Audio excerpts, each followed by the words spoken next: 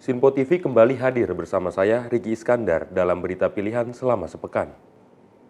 Pemprov DKI Jakarta melarang perayaan Natal dan Tahun Baru dengan petasan dan kembang api. Jelang perayaan Natal, tim Satgas Gabungan 3 Pilar cek kesiapan prokes di sejumlah gereja. Pimpinan DPR RI Sufmi Dasko Ahmad menghimbau masyarakat untuk menjauhi kerumunan saat perayaan Natal dan Tahun Baru.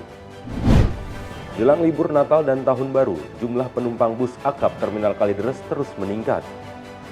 Antisipasi klaster baru, tim Satgas Gabungan perketat Terminal Bus akap Kalideres. Berikut berita pilihan selengkapnya.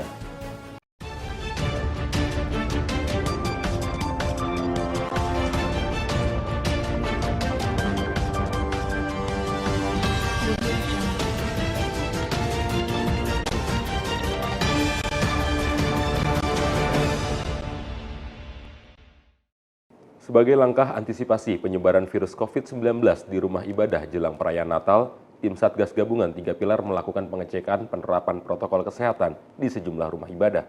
Petugas 3 Pilar lakukan pengecekan penerapan protokol kesehatan di 2 rumah ibadah Gereja Kristoforus kawasan Jelambar dan Gereja HKBP kawasan Grogol, Jakarta Barat. Di sini tim Satgas COVID-19 melihat kesiapan pihak gereja dalam menjalankan protokol kesehatan seperti aturan menjaga jarak di bangku jemaat, hand sanitizer, aplikasi Peduli Lindungi, serta tempat mencuci tangan. Sesuai aturan di PPKM level 1, setiap gereja hanya memperbolehkan jemaat yang hadir ibadah hanya berisi 50% dari kapasitas gereja. Tim Satgas Penanganan COVID-19 Kecamatan Grogol Petamburan meminta Gereja HKBP Petojo untuk menambah jumlah papan barcode aplikasi Peduli Lindungi agar tidak terjadi antrian yang berpotensi menimbulkan kerumunan. Sementara untuk pengamanan, aparat kepolisian sektor Tanjung Duren akan mendapat bantuan personil dari Polres Metro Jakarta Barat serta diperkuat personil Brimob Polda Metro Jaya. Ini bersama 3 pilar termasuk Satpol PP kita melakukan himbauan kepada gereja-gereja yang akan melaksanakan kegiatan ibadah pada saat tanggal 24 dan 25. Saat ini kita melakukan tujuan 4 titik, yaitu ada di Solo, ada 2 gereja, dan di HKBP. Di gereja wilayah hukumnya berapa banyak? Iya, jadi kalau untuk polsek Tanjung Duren sendiri semua seluruh personil kita kerahkan di pengamanan di semua titik gereja yang ada di wilayah Grogol Petamburan. Dan kita dibantu juga dari Polres dan juga Polda. Mungkin dari Polda ada pengiriman dari bantuan dari rekan-rekan Brimob untuk mengamankan gereja-gereja besar yang ada di Grogol Petamburan. Selain gereja yang berada di permukaan penduduk, tim Satgas juga akan memantau lokasi peribadatan yang berada di dalam kawasan Mall Grogol Petamburan. Pemantauan penerapan protokol kesehatan di gereja yang akan melakukan peribadatan Natal tahun ini dilakukan sebagai langkah antisipasi adanya penyebaran virus COVID-19 di rumah-rumah ibadah. Dari Jakarta, tim liputan melaporkan untuk Sinpo TV. Pemprov DKI Jakarta melarang warga Jakarta untuk menggelar perayaan Natal dan Tahun Baru yang dapat menyebabkan kerumunan. Salah satunya seperti panggung hiburan dan pesta kembang api. Pemprov DKI Jakarta melarang warga Jakarta untuk melakukan kegiatan yang dapat menimbulkan kerumunan seperti pesta kembang api serta konvoi di jalan pada malam pergantian Tahun Baru 2022. Pemprov DKI Jakarta telah berkoordinasi dengan Satuan Tugas Penanganan COVID-19 untuk bekerja sama, memantau dan mengingatkan warga agar tidak menggelar perayaan Tahun Baru 2022. Wakil Gubernur DKI Jakarta yakni Riza Patria meminta kepada warga Jakarta untuk merayakan Natal dan Tahun Baru dengan menghabiskan waktu di rumah bersama keluarga. Nataru seperti yang sudah sampaikan, kita ini kan minta supaya tidak ada kerumunan, jadi tidak diperkenankan kegiatan-kegiatan perayaan, ya, Tahun Baru, OL New, ya kan, kembang api, arak-arakan juga tidak diperkenankan, ya. Jadi mohon semua warga Jakarta untuk bisa mendukung program-program yang baik, yang tidak menimbulkan kerumunan yang dapat nanti mendorong terjadinya peningkatan virus. Jadi semua harus membantu kita semua untuk kepentingan kenyamanan, kesehatan, dan keselamatan seluruh warga. Sama petasan juga dilarang berarti, kalau untuk yang perorangan gimana? sama aja. Ya, petasan juga kita minta tidak ada ya, kegiatan-kegiatan yang dapat menimbulkan kerumunan. Dari Jakarta, Jihan Nabila, Andi Rezaldi melaporkan untuk Sinpo TV. Cegah klaster baru COVID-19, pimpinan DPR RI Sufmi Dasko Ahmad menghimbau kepada masyarakat agar mentaati protokol kesehatan dan menjauhi kerumunan saat melangsungkan perayaan Natal dan Tahun Baru. Memasuki momen libur Natal dan Tahun Baru, DPR RI menghimbau masyarakat agar menjauhi kerumunan mengingat varian Omikron terus merebah. Dengan menerapkan protokol kesehatan, masyarakat bisa membantu untuk memutus mata rantai penyebaran COVID-19 di Indonesia. Pimpinan DPR RI yakni Sufmi Dasko Ahmad menyampaikan, meski varian Omikron sudah masuk Indonesia, masyarakat diminta tetap tenang dan jangan panik. Ya, yang pertama kami sampaikan kepada masyarakat bahwa untuk perayaan Natal dan Tahun Baru, kita tetap menjaga protokol kesehatan, tetap menghindari kerumunan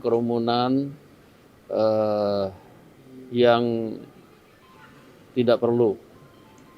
Lalu kemudian kita harus terus waspada dengan adanya virus Omikron yang baru masuk. Namun juga masyarakat jangan panik agar kemudian langkah-langkah yang bisa dan dapat diambil oleh pemerintah bisa fokus dalam penanganan dalam upaya mencegah laju COVID terutama virus Omikron. Demikian. Dari Jakarta, Riki Iskandar, Satria Ahmad melaporkan untuk Sinpo TV. Polda Metro Jaya berhasil meringkus pelaku pembunuhan driver ojek online yang terjadi di wilayah Kemayoran, Jakarta Pusat. Pelaku juga merupakan mantan residivis dari kasus serupa. Terkait peristiwa pembunuhan driver ojek online, polisi menjelaskan kronologi kejadian yang dilakukan oleh pelaku. FS yang sedang mabuk diketahui telah menghalangi jalan korban sehingga keduanya saling bertatapan mata yang berujung kesalahpahaman. Hal itu lantas membuat tersangka FS emosi dan langsung menikam dada korban dengan sebuah pisau. Atas laporan peristiwa tersebut, polisi langsung melakukan olah TKP dari keterangan saksi dengan mengamankan barang bukti berupa pisau yang digunakan pelaku, kemudian 1 unit motor dan rekaman CCTV sekitar hotel yang berdekatan dengan lokasi kejadian. Terkait hal tersut, Kombes Pol Ezulpan mengungkapkan, dari hasil pemeriksaan polisi, ternyata FS merupakan seorang residivis kasus yang sama. Tersangka pun lantas dijerat dengan pasal 338 dan atau pasal 351 KUHP dengan ancaman maksimal 15 tahun penjara. Tersangka langsung menusukkan dengan menggunakan senjata tajam yaitu sebuah pisau ke tubuh atau ke dada korban.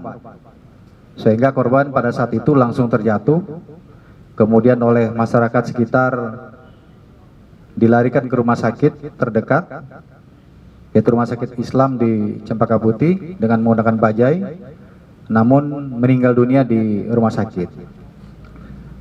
Kemudian penyidik dari Polda Metro Jaya, Subdit Resmob, melakukan olah TKP dan juga penyelidikan lebih lanjut terkait dengan temuan-temuan ataupun saksi yang ada di TKP, sehingga kita hari ini menyampaikan penangkapan daripada pelaku tersebut. Kemudian barang bukti yang bisa diamankan oleh penyidik dari kejahatan ini adalah 1 buah pisau warna silver ya yang digunakan oleh tersangka untuk membunuh korbannya. Dan ini pisau ini memang dibawa oleh yang bersangkutan atau tersangka, ada di pinggangnya. Kemudian 1 unit sepeda motor milik tersangka, ini juga kita amankan.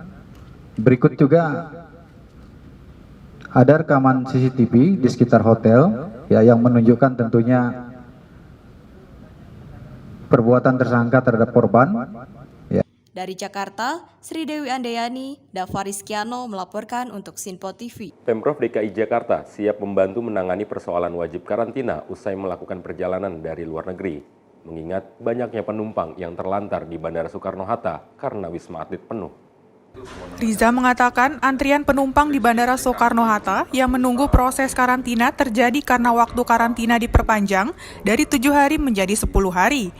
Ia menyebutkan perpanjangan masa karantina COVID-19 adalah untuk mencegah penyebaran virus COVID-19 varian Omikron. Jadi kan Wisma Atlet itu kewenangannya ada di pusat ya.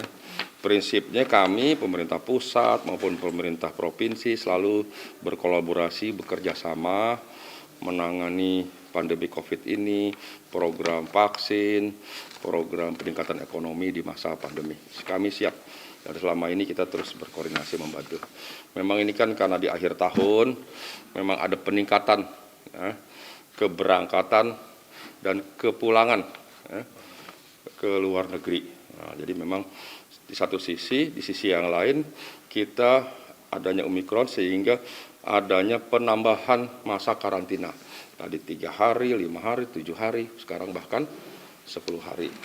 Itu sehingga berdampak adanya peningkatan tingkat hunian karantina. Dari Jakarta, Jihan Nabila, Andi Rezaldi melaporkan untuk Sinpo TV. Manfaatkan surat perintah kerja dari berbagai kementerian, investasi bodong alat kesehatan, rugikan korban hingga angka 1,3 triliun rupiah. Korban investasi alkes bodong mendatangi Mabes Polri untuk membuat laporan terhadap AM sebagai terlapor yang merupakan atasannya.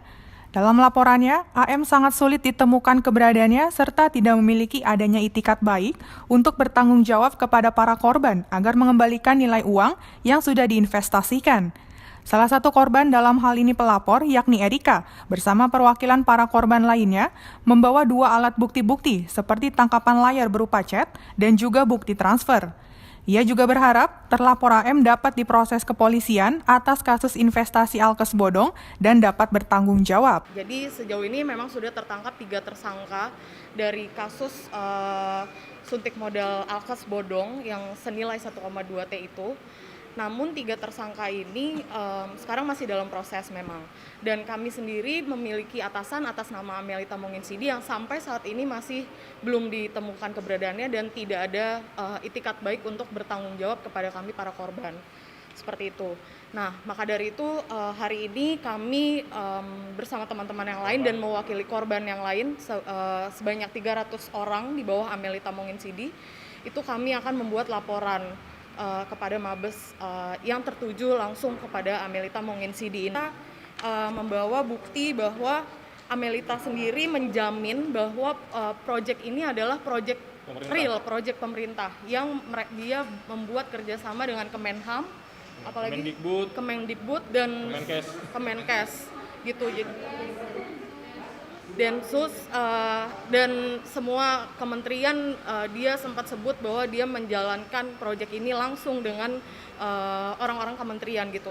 Ada juga chatnya di sini yang dia memastikan bahwa proyek ini adalah bukan proyek bodong, proyek real dan tidak mungkin akan adanya kegagalan. Namun pada akhirnya seperti yang sudah kita alami sendiri, semua ini adalah fiktif. Dari Jakarta, Jihan Nabila, Satria Ahmad melaporkan untuk Sinpo TV. Jelang libur Natal dan Tahun Baru, lonjakan penumpang bus Terminal Kalideres terus meningkat. Setidaknya ada ratusan penumpang yang tercatat pergi meninggalkan Jakarta setiap harinya. Seperti inilah kondisi Terminal Kalideres Jakarta Barat saat memasuki suasana libur Natal dan Tahun Baru. Jumlah penumpang yang akan diberangkatkan dari Terminal Kalideres dengan destinasi tujuan Pulau Jawa dan Pulau Sumatera terus meningkat. Sejumlah penumpang mengaku memilih berangkat pada hari ini untuk bisa menikmati libur bersama keluarga di kampung halamannya saat libur Natal dan Tahun Baru karena telah mendapatkan cuti libur serta untuk menghindari kemacetan di jalur mudik. Mana Mas? Palembang. Oh Palembang.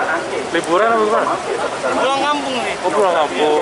Udah ngincer tanggal segini berarti? Istirahat. Oh istirahat. Habis keliling-keliling dari Sulawesi ke kota istirahat. Berarti ini balik ke kampung? Iya. Liburannya nanti rencana di sana? Kenapa? Liburannya nanti rencana di sana? Gak ada libur-liburan kita. Oh nggak ada. Rencana mau kemana Pak? Palembang. Oh Palembang. Tujuannya liburan apa pulang kampung? Enggak, pulang kampung. Oh, sama rencana tanggal-tanggal segini? Iya. Berapa keluarga Pak? Satu keluarga? Satu keluarga. Berapa orang? Kalau enggak saya sendiri. Oh sendiri.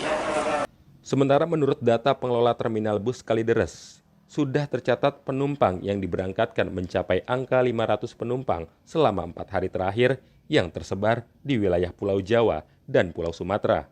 Dari Jakarta, Ilham Andriansyah melaporkan untuk Sinpo TV. Bus Transjakarta beberapa kali mengalami peristiwa kecelakaan. Komite Nasional Keselamatan Transportasi menyampaikan ada 4 area yang perlu dievaluasi. KNKT menyampaikan organisasi dalam Transjakarta memerlukan penambahan struktur, dalam hal ini departemen khusus yang memiliki tugas dan menjalankan fungsi mengelola manajemen risiko serta memberikan jaminan keselamatan.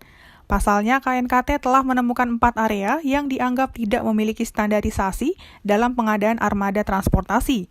PLT Kasubkom IKLLAJ KNKT Ahmad Wildan menyampaikan, terkait dengan kelayakan kendaraan, pihaknya telah melakukan evaluasi mendalam dan komprehensif terhadap proses procurement dan standar operation procedure atau SOP yang digunakan Transjakarta. Ada 4 area evaluasi. Yang pertama adalah terkait dengan manajemen risiko Transjakarta. Yang kedua, pemastian kelaikan armada. Yang ketiga adalah pemastian kesiapan awak, dan yang keempat keselamatan atau keamanan rute atau lintasan Transjakarta. Next. Yang pertama kita bicara manajemen risiko. Setelah dilakukan evaluasi yang mendalam dan komprehensif, diskusi dengan teman-teman dari lini yang paling atas sampai ke bawah, kita memandang perlu bahwa di dalam struktur organisasi Transjakarta perlu ada penambahan 1 slot lagi, yaitu 1 departemen yang khusus memiliki tugas dan tanggung jawab serta fungsi mengelola manajemen risiko serta memberikan jaminan keselamatan atau quality assurance system. Nah, saat ini unit tersebut yang serupa dengan itu sudah ada, namun masih terlalu kecil sehingga perlu ditingkatkan sehingga paling tidak kedudukannya sama dengan direktorat yang berada di bawah direktur utama dan dipimpin oleh seorang direktur. Dari Jakarta, Jihan Nabila, Ronald Tambunan melaporkan untuk Sinpo TV. Wakil Ketua DPRD DKI, Zita Anjani, mendukung keputusan Gubernur DKI Jakarta, Anies Baswedan, yang merevisi kenaikan UMP menjadi 5,1% dari sebelumnya 0,8%. Menurutnya, kenaikan UMP mencapai angka 5,1% demi kesejahteraan warga DKI Jakarta. Wakil Ketua DPRD DKI Jakarta Zita Anjani dukung keputusan Gubernur Anies Baswedan yang merevisi kenaikan UMP menjadi 5,1%. Menurutnya, keputusan Anies yang menaikkan UMP semata-mata demi kesejahteraan warga DKI Jakarta. Karenanya, Zita mendukung penuh keputusan tersebut. Tertuang dalam Undang-Undang Cipta Kerja, pemerintah telah memberikan kemudahan bagi pengusaha sehingga sangatlah wajar jika ada kenaikan dari UMP. Meskipun Zita tak menampik, kenaikan UMP akan berdampak pada pengusaha. Zita berharap semua pihak, dalam hal ini pengusaha, dapat bergotong royong atas keputusan Pemprov DKI Jakarta. Itu untuk kesejahteraan, untuk ngasih makan orang, untuk gaji, untuk menghidupi keluarga, saya dukung. Gitu. Kalau saya itu aja, dukung saya. Dukung keputusan Pak Anies. Karena untuk kesejahteraan kita bukannya untuk bangun gedung, untuk bikin jalan, enggak, kita buat ngasih makan orang kok. Gitu. Nah, makanya kan kita juga sudah ada sebenarnya UU Ciptaker kan, itu juga sebenarnya mempermudah pengusaha gitu. Ya kita saling gotong royong lah gitu, yang punya uang memberikan gaji yang lebih layak untuk yang pekerja gitu. Apalagi udah dari UU Ciptaker itu kan sangat menguntungkan pengusaha kan. Ya udah nggak apa-apa lah ada naik seperti ini gitu. Toh kita bukannya buat apa-apa, buat ngasih makan orang, buat membantu sesama warga negara gitu. Jadi saya dukung.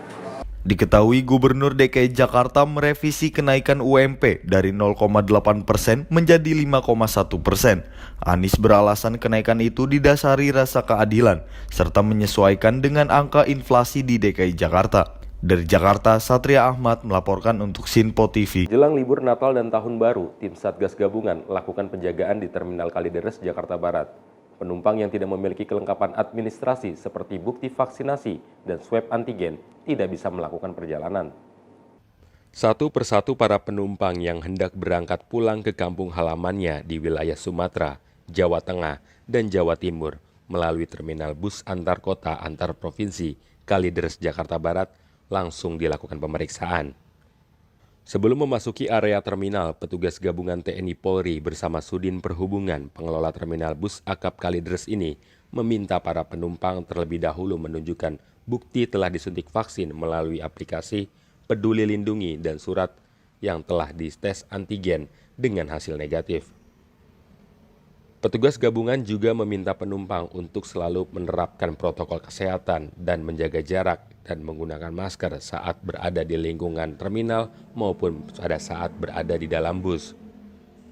Kita dalam masa angkutan Natal dan Tahun Baru ya, Natal 2021 dan Tahun Baru 2022 yang dimulai dari tanggal 17 Desember 2021 sampai dengan tanggal 4 Januari 2022. Penumpang pertama syaratnya harus mengikuti aturan protokol kesehatan. Nah, kemudian dia menyiapkan surat keterangan vaksin atau aplikasi Peduli Lindungi, kemudian ditambah surat keterangan rapid test antigen dengan hasil yang negatif. Ini kalau untuk Natal itu jatuhnya tanggal 25, maka diperkirakan itu mulai dari tanggal 22 itu sudah mulai terlihat ya. Biasanya sudah terlihat karena di Terminal Kalideres itu tujuannya jarak jauh ya, ke Sumatera maupun ke Jawa Tengah maupun Jawa Timur, sehingga memerlukan perjalanan yang cukup panjang, sehingga memerlukan waktu minimal 2 hari ya ketika dia berangkat dan tiba. Jadi kemungkinan saya prediksi itu kemungkinan mulai adanya tanggal 22 Desember 2021. Nanti akan ada pembatasan tanggal 20 sampai tanggal 2 PPKM. Mulainya hari ini. Untuk kesulitannya tidak ada, karena kan kita sudah vaksin juga, sudah masuk ke Peduli Lindunginya, dan bulan 3-nya sudah. Tidak hanya penumpang, petugas juga melakukan pemeriksaan kesehatan seperti bukti vaksinasi dan tes urin kepada awak bus yang baru datang maupun yang akan berangkat membawa penumpang. Kini, sejumlah posko baik keamanan, pemeriksaan kendaraan bus, ruang ibu menyusui, serta ruang tunggu pun telah disiapkan pengelola terminal bus Kalideres dalam menyambut arus mudik penumpang di libur perayaan Nataru tahun ini yang akan mengalami puncaknya pada tanggal 22 Desember mendatang. Dari Jakarta, Ilham Andriansyah melaporkan untuk Sinpo TV. Demikian berita pilihan sepekan kali ini. Jangan lupa untuk selalu mengikuti berita terkini di Sinpo TV, Sinpo ID, dan media sosial Sinpo lainnya. Saya Riki Iskandar, beserta kru yang bertugas pamit undur diri. Selamat berakhir pekan dan sampai jumpa.